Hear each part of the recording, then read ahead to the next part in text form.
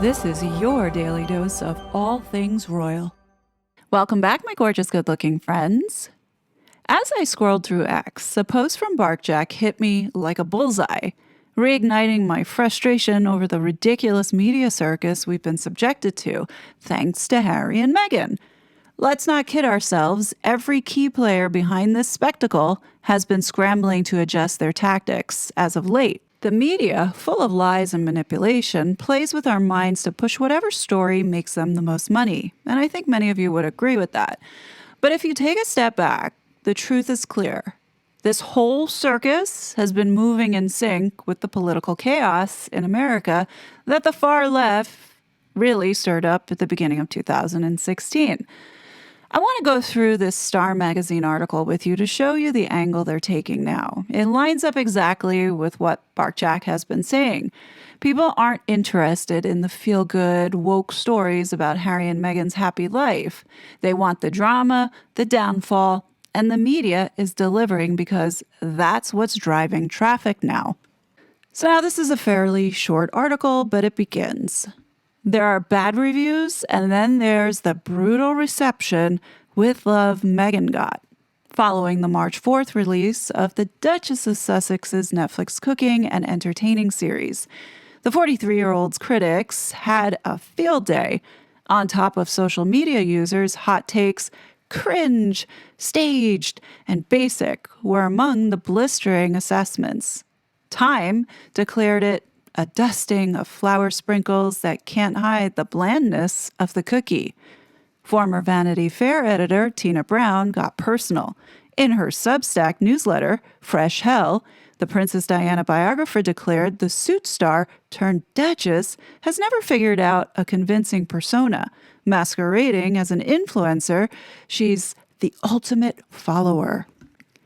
Despite the negativity, the series, produced by Meghan and her husband Harry's Archwell Enterprise, managed to snag the last spot on the streamer's global top 10 shows list with a reported 2.6 million views its first week. While technically good news for the Sussexes, bottom line, it was hardly a balm for the embattled couple. Now, sources tell Star that the California native's desperate attempt to make it as a lifestyle entrepreneur has become a nightmare for Harry as he resents the scrutiny on his new life with Meghan and their children, Archie, 5, and little Betty, 3. Worse, insiders say the 40-year-old also fears the kids will become tools to build his wife's brand. He's desperate to shield their children from all the online haters and backlash, says the insider, but he's powerless to stop it. Harry, or H, as Meghan calls him, initially stayed in the background on the 8-episode show. He doesn't appear until the last 4 minutes of the series and then says just 17 words. This show is Meghan's baby, says the insider, adding that in Harry's mind, the sun rises and sets around Meghan. She can do no wrong. Yet, with the show renewed for a second season, plus her upcoming as-ever product line and return to social media, it's clear that the couple, who stepped back from the royal family in 2020, claiming to want privacy, are headed for a life in the public eye. Indeed, Meghan has become a full-on momfluencer, even sharing pics of her kids, though, like a lot of online moms, never their faces, with her combined 3.2 million followers. Harry and Meghan have been guarded when it comes to their children, says the source, though Meghan has clearly lightened up a little.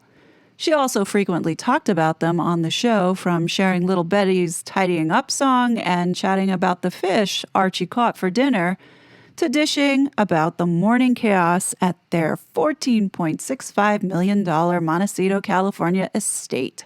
Meghan did make it a point to tell the public the show was filmed at a nearby rented house in an effort to maintain her family's privacy. It's a slippery slope.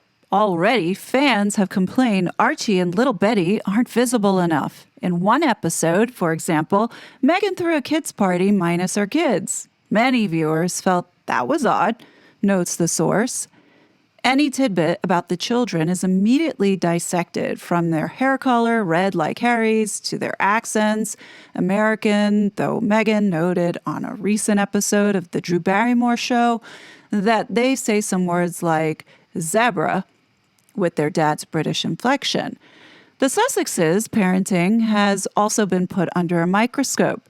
A pic of little Betty on a boat earned the wrath of concerned trolls because she wasn't wearing a life jacket.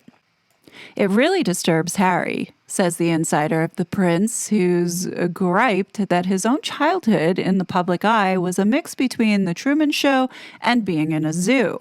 It doesn't help that everything Meghan says and how she says it is also constantly questioned.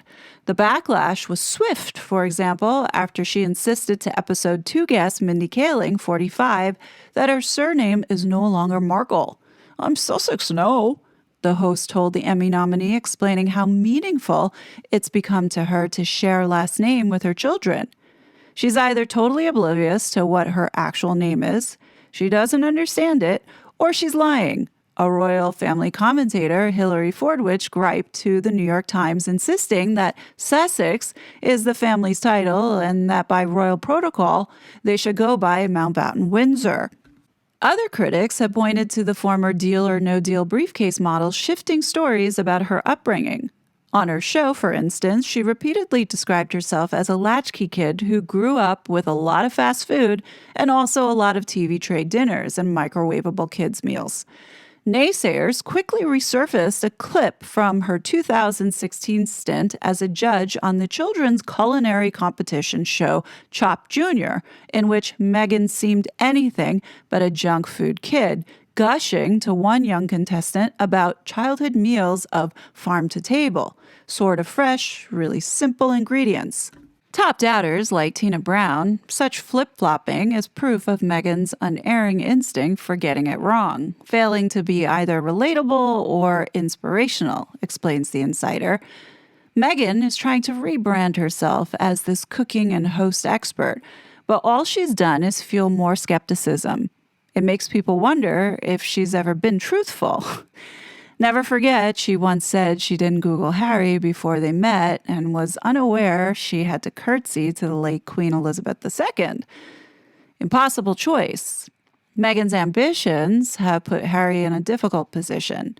Everyone around them can see he wants to support his wife and pretend everything is fine, but he's also aware of the criticism, explains the source, adding that it's taking a toll on their 6-year marriage. It's been tough to navigate, and with Meghan's as-ever product line of fruit spreads, teas, cookies, crepe mix, and yes, flour sprinkles set to launch later this spring, it could soon get worse. On the one hand, Harry must realize they need to sell the Sussex brand to maintain their lifestyle in California, says the source. But on the other, he feels compelled to protect his family. Something's got to give. And that's the end of the article. And it's my opinion that Meghan and her team are 100% behind this. Meghan is going to keep being over the top, and Harry will go along with it to keep the focus on this crap and distracting us from the bigger issues they don't want us talking about, like election interference in 2020, censorship, and questions about J6, as well as the shady dealings of arch-Wolfagazi Public Charity. Now, ask yourself this question. Who is really buying and reading this stuff? It's definitely not their hardcore Sussex Squad sugar idiots. It's us, because we're the majority. None of these stories are necessarily true, but they keep us talking and caught up with this nonsense. As you heard this article, think about how the media narrative has now all of a sudden changed and flipped against Meghan. During the Biden years, no journalist or publication would have dared to criticize her. This drastic shift tells us one thing, that the media recognizes they lost the majority's interests, and that was made very clear when Donald Trump was elected into office. For 4 long, miserable years under Biden, the radical leftists twisted the truth and manipulated the media to push their agenda on the exhausted public. It was as if they were all following the same Marxist playbook. I mean, just look at the EU and UK today. That is clear proof of the damage this had on society. And of course, Harry and Meghan have shamelessly copied from that same script. How many times have we said we've been so exhausted by seeing this woman's ugly-looking face shoved down our throats? And all these global elitist parasites who worship the devil didn't understand the one core thing, at least here in the United States, that the majority still believe in the foundation of family, civility, and most of all, faith. All the things these WEF-backed globalists have been trying to tear down, all in favor of control, power, and greed. Hollywood once held sway over us, dictating trends and influencing opinions, but the last election exposed its irrelevance, out of touch with the real needs of the middle class. Their political endorsements now fall on deaf ears. And Meghan? She sees herself as an influencer, yet every move she makes turns into a disaster her backers never anticipated. They once imagined Harry and Meghan as role models for the younger generation, but each of Meghan's missteps is just another nail in the coffin, much like the collapse of the woke agenda in America, where billions were wasted with nothing to show for it.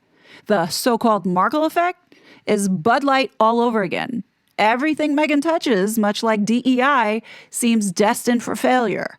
And I think many of you are seeing that since the election shook things up, those corrupt corporate globalists who thrived on those Marxist policies are now panicking as their easy money is now drying up. I think what we're seeing is that people have finally woken up to the lies, whether from the media, Hollywood, or beyond, and they're rejecting it all. Americans have pushed back against this global communist agenda, reclaiming freedoms that were nearly lost. The globalists feel their grip slipping, and the entertainment industry is scrambling to regain the audience they have pushed away. And since the majority sees through all of Meghan's bullshit, they think that they can continue to keep manipulating us and using this now to their advantage, and that's exactly what seems to be happening now. These vultures are counting on all of us to take this bait. They want us to gossip about Harry and Meghan because we're the ones that keep this spectacle alive. The real power shift isn't just about Trump, it's about us now. The unwilling messengers spreading their nonsense and doing the marketing for Meghan and Harry. They need our attention to keep this game going. And that's the unsettling truth. And that's what I'm coming to realize. Meghan owes her popularity to her critics, not her actual small paid fans. We are partially responsible for this monster that won't go away.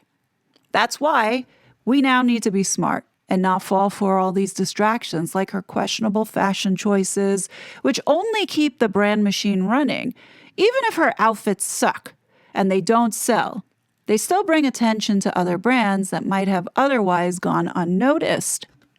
And what's becoming very clear is that these days, stirring up controversy is the new way to grab the attention.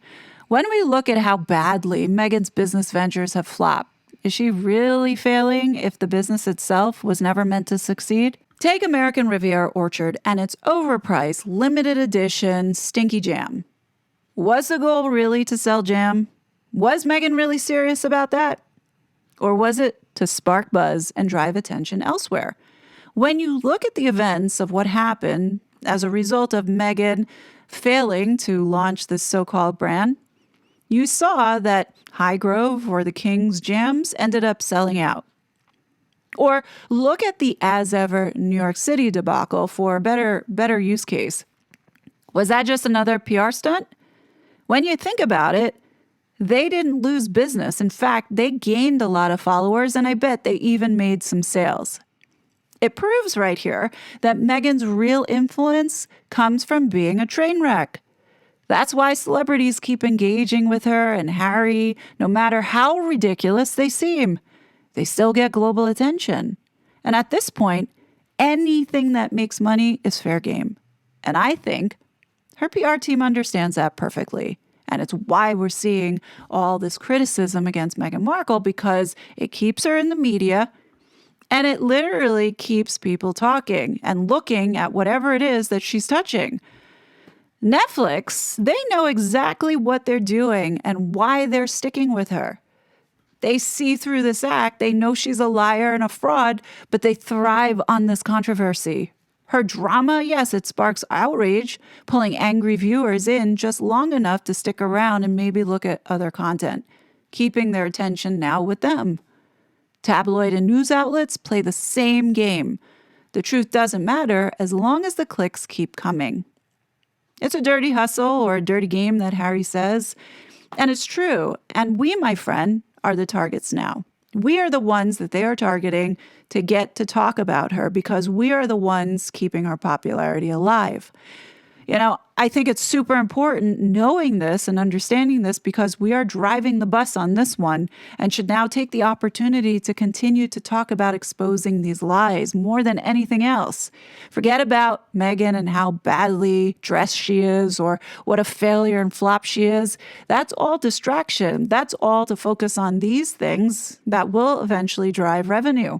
And you notice in this article, they were specific to mention that everything that Meghan says and does is scrutinized and dissected. And what's interesting, it's not only here it's being said, but it's also being said by Netflix's CEO, Ted Sarandos. Here is what he says about Meghan Markle. So Ted Sarandos is on this week's cover of Variety magazine. It's the industry magazine, in which one of the questions that was thrown at him was, you just launched Meghan Markle's lifestyle series, With Love Meghan, and you have a stake in her as ever business. You are making and distributing physical products from edible flowers to baking mixes. Is Netflix interested in e-commerce?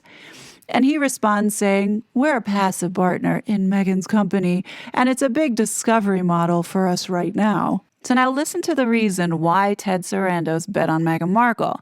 He says, I think Meghan is underestimated in terms of her influence on culture. When we dropped the trailer for the Harry and Meghan doc-series in 2022, everything on screen was dissected in the press for days. The shoes she was wearing sold out all over the world. The Hermes blanket that was on the chair behind her sold out everywhere in the world. People are fascinated with Meghan Markle. She and Harry are overly dismissed.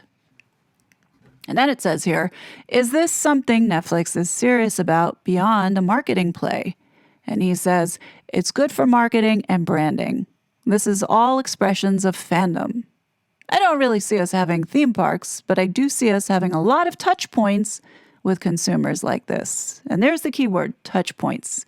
It's not just Meghan. It's Hermes. It's the shoes that Meghan's wearing. Doesn't necessarily have to be tied to Meghan. This goes into, okay, they're on our website. They're looking at other shows. He doesn't care how badly Meghan lies to the public or the damage she has caused. It's just that it's getting eyes. And now you see how they're using Meghan's failures, which I don't see as a failure anymore if this is part of the plan. By using us, the majority, because it's the majority that can't stand this woman in order to profit. So when Ted Sarandos is saying that, oh yeah, the Hermes blanket sold out all over the world and the shoes sold out everywhere, that's not because of Meghan. That's because of us bringing visibility to her nonsense. And don't think that Netflix wasn't in on this con of the century from the beginning with this woman that has been constructed called Meghan Markle. And I think I say this now on every video that once you see the manipulation and deceit, you then start to see how these people operate and how they try to manipulate the masses, especially the various touch points in getting people talking, especially the media. Because ultimately, at the end of the day, it really is about influence. It really is about making you believe that Meghan and Harry are on the rocks right now, or, in whatever phase it is, but behind the scenes, that's not what's really going on. Why is it that none of these magazines ever talk about Meghan and Harry's endeavors with their charities and the corruption that's going on there? It's because they won't touch it. It's because they know that they have propaganda to push to get us looking over here and not over there. The real story, and I'm telling everybody this, and I haven't been wrong yet, is around the censorship and Harry's mission when he came over here. And that's why his visa is such a big issue right now. Anyway, I just thought to bring this to you. Quick video today. I am working on another project at this moment over in my other space, trying to figure out if I'm going to do something on the JFK files, because I've been so fascinated over the last couple days of reading the new releases that I do think I want to talk about that and sort of take a break from these two idiots. I mean, we know all that we need to know about them, and that, right now it's about accountability. So, anyhow, let me know what you think. Definitely leave your thoughts below. As always, I will be back with more content, but until then, please be safe, and I will talk to you later. Bye. Such a fraud.